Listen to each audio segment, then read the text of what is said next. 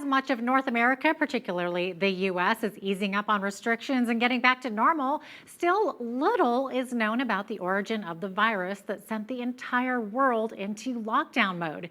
But there are some theories as more people are coming forward to disclose information.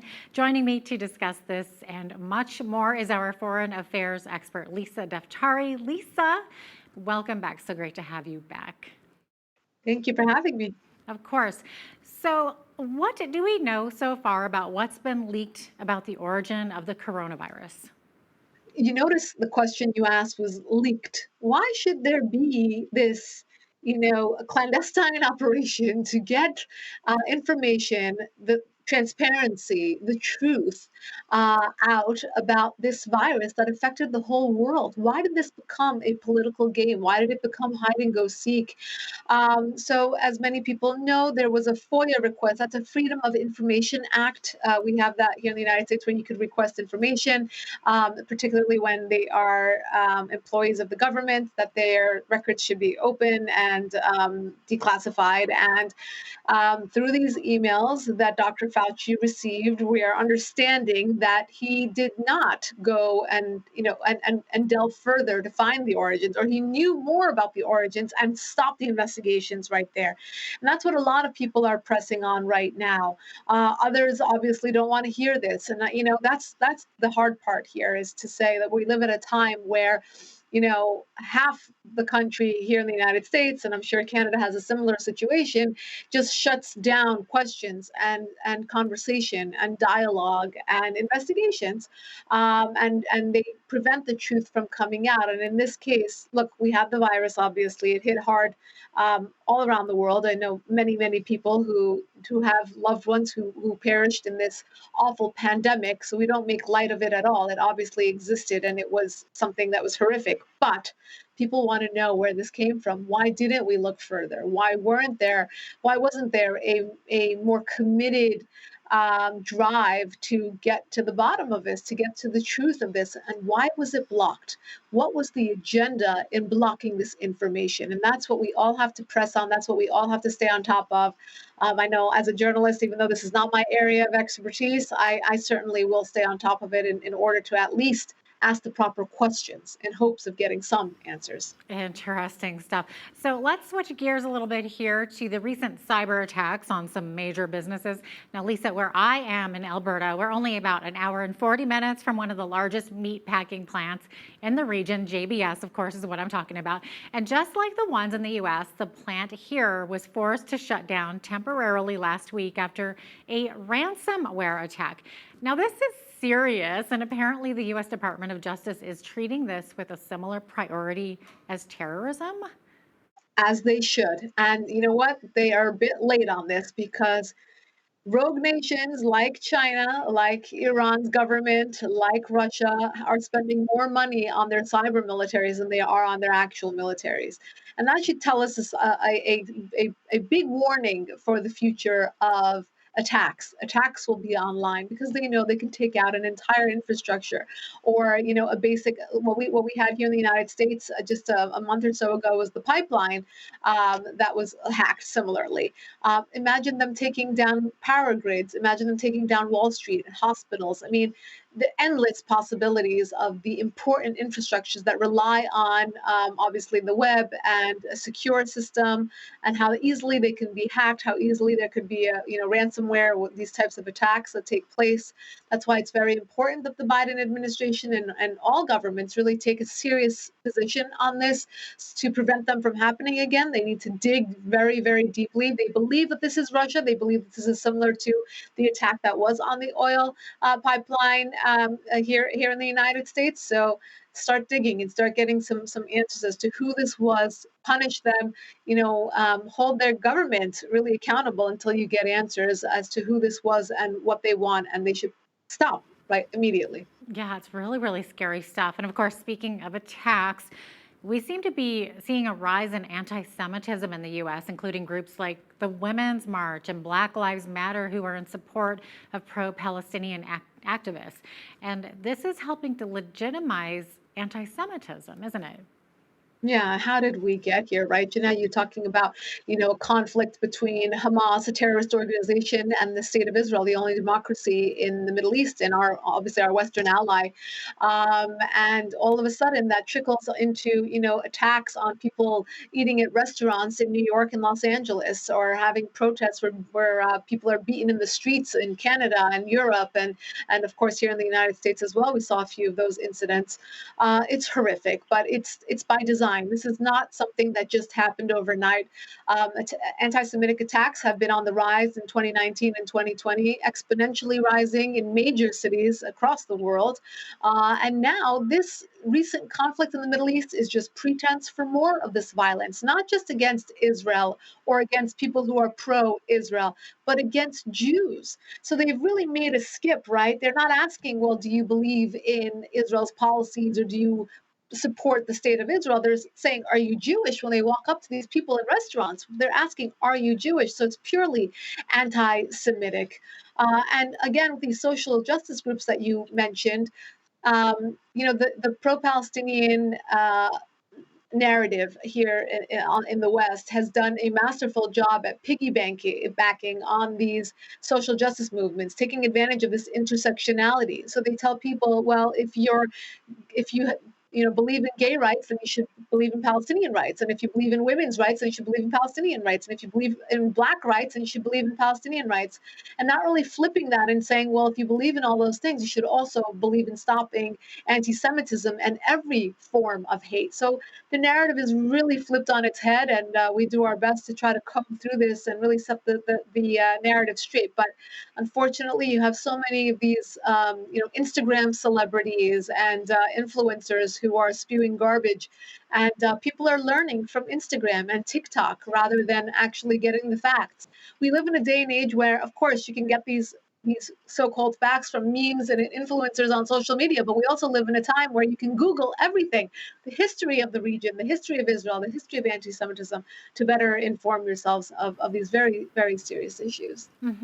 Now, and as I understand it, the Women's March has also used its large Twitter platform to spread these narratives. But Lisa, isn't it ironic considering women's rights under Hamas's rule are almost non-existent compared to that of Israel's?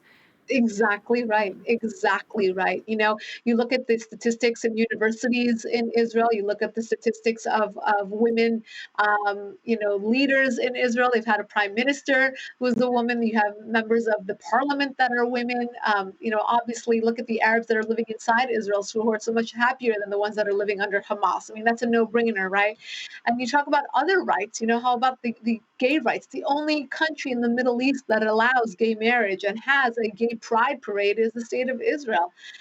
Try being gay in Gaza. I mean, I don't think it'll fare well for anyone who believes in those rights and believes in supporting those marginalized groups. So yeah, this is all flipped on its head, and these social justice groups should really come to their senses before they drive away a lot of supporters who understand that this is a very dangerous path that they're on.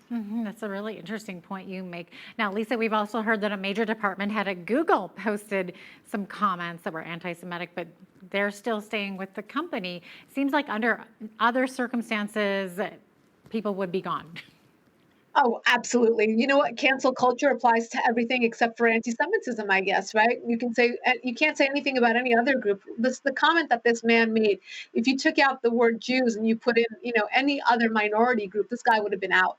And what they did was they removed him from his one post as the head of diversity. Obviously, he has no right, being anywhere near the word diversity.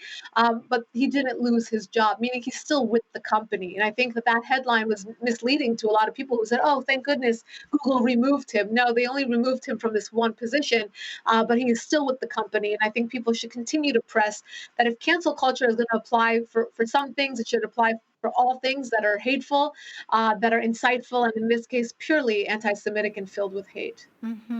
Now, moving beyond the U.S. borders, Hamas has warned Israel that it would restart protests at the Gaza border if Qatari funds were not allowed to come into the Gaza Strip. So, what kind of ties does this warning prove to be between Hamas and Qatar? What has Qatar been saying the funds are for?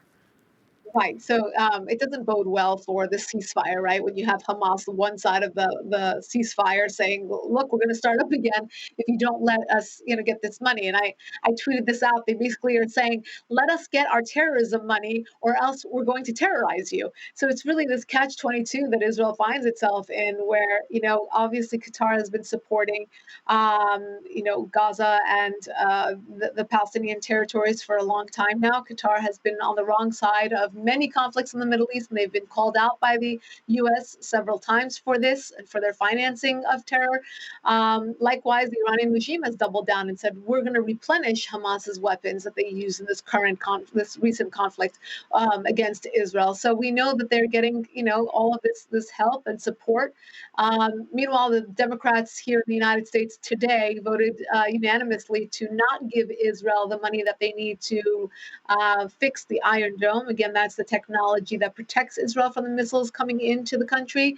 There's a lot of misinformation out there, and a lot of the narrative has been shifted completely from where we need to be and where we have been for so many decades on this conflict in particular. But it's really horrific when it comes from the White House or it comes from the government, and you're saying, how do we even get to the root of this to correct the narrative? Yeah, for sure. And of course, speaking of the White House, Vice President Kamala Harris visiting Guatemala, Honduras, El Salvador, pledging 310 million in humanitarian aid in an attempt to stem a wave of migration from these countries. So what are your thoughts on this? Yeah, what took her so long? She got this position as, handling the crisis on the border, from the almost the beginning of the Biden presidency, and we haven't seen her make any trips or make any mention of this position till now. We know that it's a crisis; it's an ongoing crisis, and it seemed like more of a crisis when Kamala Harris and Joe Biden were campaigning than when they actually came into the White House. It no longer became as much of a crisis. The same thing with the media. We're not seeing as much of the pictures of the children and the ones that are separated from their families and the ones that are crying and are going to basically become orphaned. It's horrific. It's horrific no matter who's in the White House. But we like to see consistency. If you cried out about the children under Trump, you should cry out about the children under Joe Biden. And Kamala Harris, when she got there, well, she didn't get such a warm and friendly welcome from the Guatemalans. She actually got a lot of boos and signs that said Trump won the election, and the message there being that they blame Joe Biden for the current crisis at the border. It was not a friendly welcome. You can read this at the New York Post. It had a great spread on this just a few hours ago. So, this is at least some people are watching and realizing what's going on and seeing what the truth is. And look, immigration and foreign policy, two of the topics that we covered here today together, Jeanette, are and should be nonpartisan issues, meaning we look at them in the way that they affect our national security. And if the people can come in safely, and if we can absorb them economically, and we can get them jobs and housing and all of that. Same thing goes for foreign policy. You look at a situation and think, how can our assets be safe, both here and abroad? And instead, everything has become politicized. Even the COVID vaccine that the COVID pandemic that we talked about at the top of the segment, everything has become politicized, and it's very difficult to get the truth when the truth is so, you know, smeared in order to get a political point across. And these are the challenges that we're facing right now, unfortunately. Mm-hmm. It's interesting how the vice president is making these travels, yet she's been absent from the border area of Mexico and the US. And of course, we're hearing those heartbreaking stories of migrants barely able to make it across the Rio Grande. And of course, the children, as you mentioned, that are really seem to be suffering here. Yes, I mean, look, the pictures tell it all, and I know that a lot of politicians, Ted Cruz and others, have made the trip down to the border in order to see it for themselves, in order to take pictures, in order to tell the media, whoever's listening, because the media here isn't exactly on the right side at all times. So it's difficult to tell the truth, and our hearts go out to these families. I mean, if if there's a safe way for them to come, they should come. Obviously, I'm the daughter of immigrants, so I understand the desire to come to this country. I get it.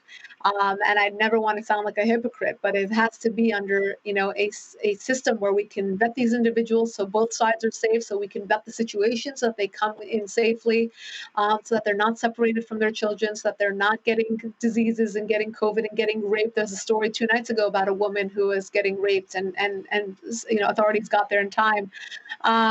It's horrific. And you know what? When people talk about these issues, again, hopefully we can get to a place where we're talking about it from a nonpartisan point of view and looking out for the best interest of everyone involved. Absolutely. Looks like we are about out of time, but Lisa, thank you so much for being with us once again today. My pleasure. Thank you for having me.